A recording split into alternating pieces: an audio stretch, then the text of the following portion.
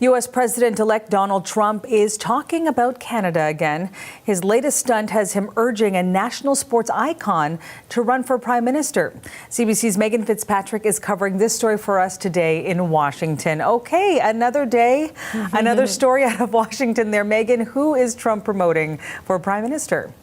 Yeah, Trump weighing in on Canadian politics on his social media platform, Truth Social, which, of course, Canadian politics in a bit of turmoil lately with that dramatic resignation of Chrystia Freeland, which then prompted questions about Prime Minister Justin Trudeau's leadership and calls for him to resign from some of his own MPs. Now Trump is weighing in on who he thinks should be Prime Minister of Canada, and it's Wayne Gretzky, hockey legend. Let's take a look at what Trump wrote about Gretzky. He said, "I just left Wayne Gretzky, the great one as he's known in ice hockey circles. I said, Wayne, why don't you run for Prime Minister of Canada, soon to be known as the Governor of Canada?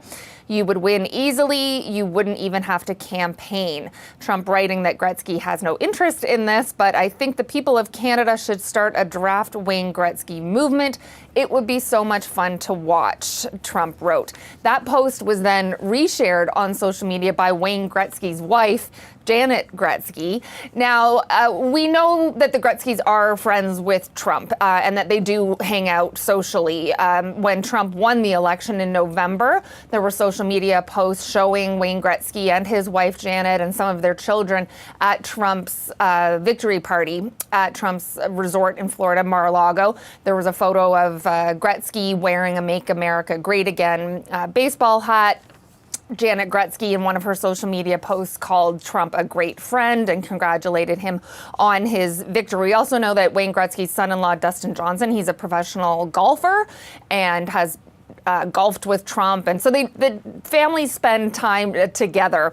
But this post, again, Trump referring to the Prime Minister of Canada as governor. This is something he's been doing lately, and this is all in the context of Trump threatening to impose massive tariffs on Canada once he takes office, unless Canada makes some changes to tighten up things at the border.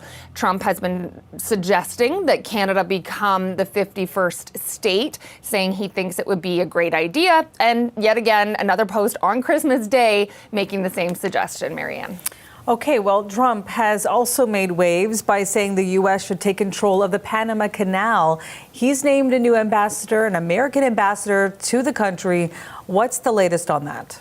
Yeah, so Trump over the weekend started talking about wanting to potentially take back control of the Panama Canal, complaining on social media and in a speech that he was giving that he thinks the U.S. is getting ripped off by Panama because of the fees that are charged to U.S. ships when they're using the canal. He has called those fees ridiculous. In a post yesterday, he said that Chinese soldiers are controlling the canal, which is not the case. In a separate social media post, he did name his pick for U.S. ambassador to Panama, and that is Kevin Marino Cabrera, who is from Florida, and he has been in politics for quite some time. He's worked on Trump's campaigns before. He's part of the Republican National Committee as well.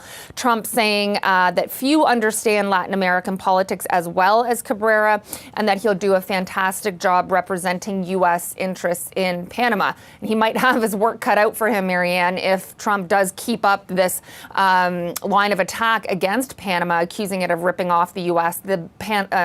Panama's president has pushed back on this, saying that every square mile of the Panama Canal belongs to Panama, and it will continue to do so. But this pick for ambassador coming on the heels of these comments from Trump, so people taking note of that and the job that lies ahead for this new ambassador. Thanks so much for this, Megan. That's CBC's Megan Fitzpatrick in Washington.